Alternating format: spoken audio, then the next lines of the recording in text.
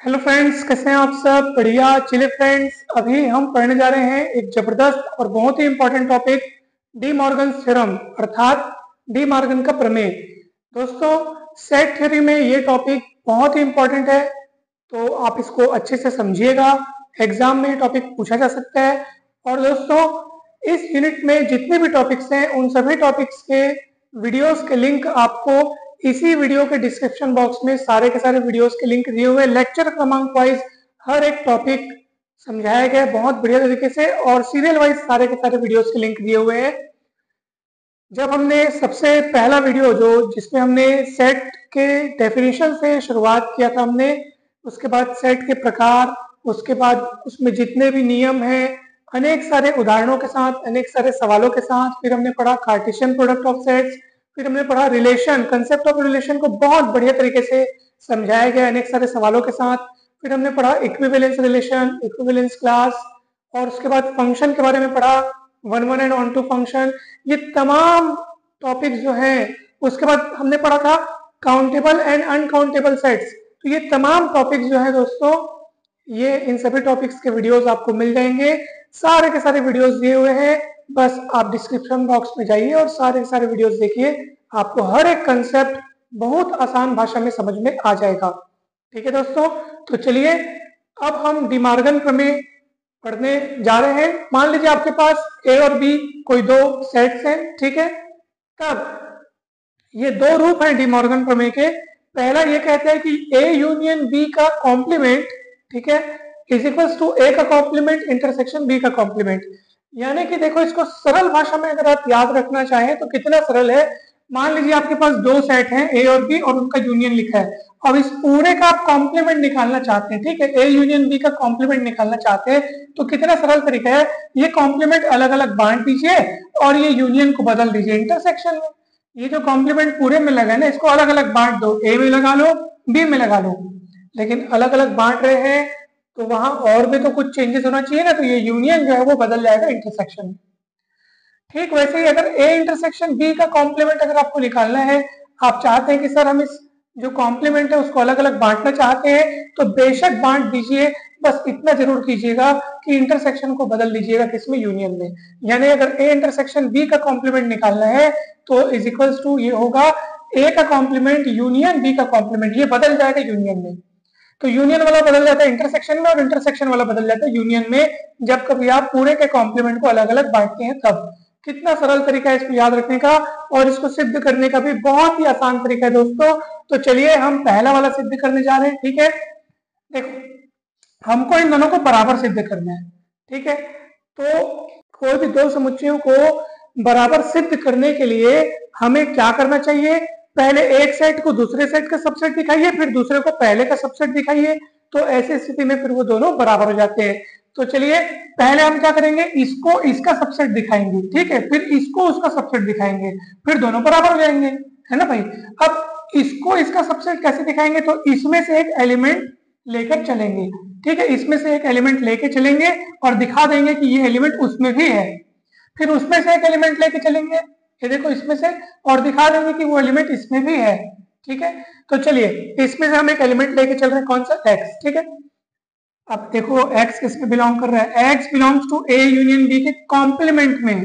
तो कॉम्प्लीमेंट में बिलोंग कर रहा है, इसका मतलब वो a यूनियन b में शामिल नहीं है, क्योंकि वो तो उनके कॉम्प्लीमेंट में शामिल है। कोई एलिमेंट अगर किसी सेट के कॉम्प्लीमेंट में शामिल है, मतलब वो उस सेट में शामिल नहीं है, क्योंकि कॉम्प्लीमेंट मतलब जस्ट उसका छोड़ के जो बच गया हिस्सा वो होता है कॉम्प्लीमेंट, ठीक है। जैसे एग्जांपल के लिए मान लीजिए ये आपका यूनिवर्सल सेट है और ये आपका सेट S, तो ये हो जाएगा S का कॉम्प्लीमेंट, ठीक है। ये अगर सेट S है तो ये हो जाएगा S का कॉम्प्लीमेंट। कोई एलिमेंट अगर यहाँ है समझो वहां नहीं है, और कोई एलिमेंट वहां है समझो यहाँ नहीं है, सीधी सी बात है, बहुत सरल सी बात है, बहुत इजी कंसेप्ट है। तो कोई एलिमेंट अगर कॉम्प्लीमेंट में है समझ जाओ वो ए यूनियन बी में शामिल नहीं है। ए यूनियन बी में शामिल नहीं है, इसका अर्थ यह है, इसका अर्थ यह है कि वो फिर इन दोनों में शामिल नहीं है, सीधी सी बात है। क्योंकि यूनियन में शामिल नहीं मतलब वो दोनों में शामिल नहीं, क्योंकि अगर यूनियन में शामिल होता, कोई एलिमेंट अगर दो सेट की यूनियन में शामिल है मतलब वो कम से कम किसी एक सेट में तो शामिल होगा ही होगा, परंतु कोई एलिमेंट अगर किसी दो सेट की यूनियन में शामिल नहीं मतलब वो दोनों में ही शामिल नहीं है। तो x न तो ए में होगा न तो बी में होगा।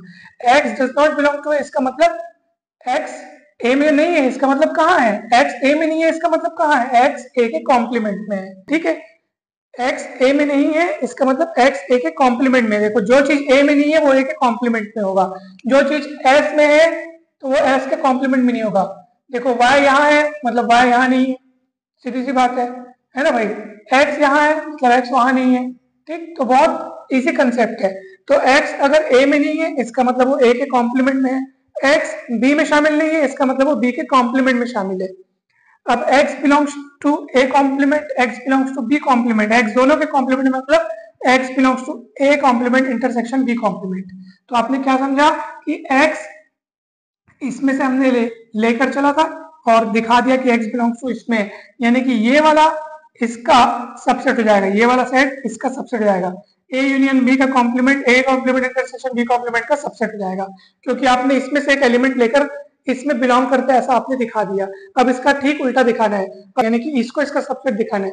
तो हम क्या करेंगे, इसमें से एक एलिमेंट ले लेंगे, y belongs to A complement intersection B complement अपन ले लेंगे। ठीक है, अब ध्यान से देखिएगा कि भैया अपन इसमें ले रहे हैं A complement intersection B complement, intersection में बिलोंग करता है मतलब वो इन दोनों में बिलोंग करेगा। तो y belongs to A complement and y belongs to B complement, क्योंकि वो दोनों के इंटरसेक्शन में है तो दोनों में होगा। अब y belongs to A complement, y belongs to A complement इसका मतलब y A में नहीं है। जैसे y belongs to S complement इसका मतलब y S में नहीं है। तो y belongs to A complement इसका मतलब y A में नहीं है। y belongs to B complement यानी y B में नहीं है। ठीक है, अब y न तो a में है y न तो b में है, इसका मतलब y a यूनियन b में नहीं है, क्योंकि अगर वो कम से कम किसी एक में भी होता ना तो वो a यूनियन b में बिलोंग करता, किंतु वो न तो a में है न तो b में है, इसलिए वो a यूनियन b में नहीं होगा। कौन? y। अब y does not belong to a union b, इसका मतलब y belongs to a union b के कॉम्प्लीमेंट। अगर वो a यूनियन b में नहीं है इसका मतलब a यूनियन b के कॉम्प्लीमेंट में है। अब देखो y belongs to a complement intersection b complement आपने लेकर चला और दिखा दिया कि y belongs to A union B का होल कॉम्प्लीमेंट, पूरे मतलब पूरे का कॉम्प्लीमेंट। तो इसमें से एलिमेंट लेकर आपने इसमें बिलोंग करते हुए दिखा दिया, इसका मतलब है कि ये इसका सबसेट सिद्ध हो गया।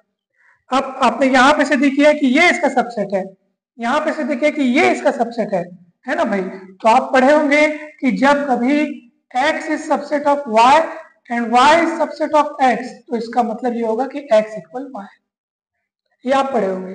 ठीक है, तो जैसे ये इसका सबसेट है और यहाँ ठीक उल्टा आपने सिद्ध किया कि ये इसका सबसेट है, तो दोनों को कंबाइन करेंगे तो इसका अर्थ ये है कि दोनों एक दूसरे के बराबर है। ठीक, तो अब आपको ये इजीली क्लियर हो गया होगा। तो पहला वाला प्रूफ हो गया है, दूसरा वाला जो है वो आपका होमवर्क है, आप इसको प्रूफ कीजिएगा, बहुत आसान तरीके से प्रूफ हो जाएगा ये दोस्तों। तो इस तरीके से आज हमने डी मॉर्गन थ्योरम पढ़ा, हमें पूरी उम्मीद है कि आपको बहुत बढ़िया तरीके से समझ में आया होगा। वीडियो अच्छा लगा हो तो लाइक करके चैनल को सब्सक्राइब जरूर करें, वीडियो को शेयर जरूर करें। आप सभी का बहुत बहुत धन्यवाद, जल्द ही मिलते हैं नेक्स्ट वीडियो में।